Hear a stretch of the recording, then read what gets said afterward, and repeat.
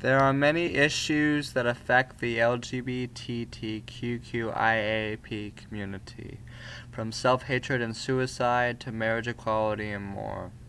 But the majority of these people will not be directly benefited by marriage equality, especially since these people are continually faced with poverty and homelessness. Keeping that in mind, the LGBTTQQIAAP rights movement should not have marriage equality as its priority because it does not address the indefatigable denial of housing and job protection, which are foundational human rights.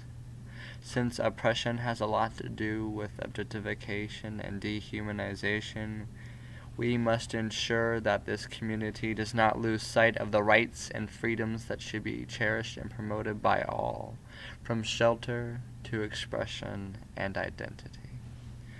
In recognizing that one's gender identity or sexual orientation has nothing to do with one's capability to work, the validation of the oppression of the LGBTQQIAP community would be enabled for cisgendered heterosexuals to realize, ensuring that their experiences thus or by other means more relatable. More members who are referred to as allies would be able to see the humanity and the suffering of members of gender and sexual minorities. Some of the blatant discrimination that goes on in the workplace includes flat denial of employment, downgrading on job performance, harassment, the latter two which are specifically true and brutal for those who do not fit within the gender binary. Up to 23% of the trans community are denied promotion, and gay men are likely to be paid anywhere from 10 to 32% of the wages of those of heterosexual males. This evidently is even worse for lesbians and those who fit within the umbrella term trans. Surely there is much more discrimination, but since there are so many roadblocks to members of the LGBTQQIAAP community to financial stability, that it would be a grave mistake to focus more on marriage equality due to the poverty and homelessness that members of this community face on a daily basis.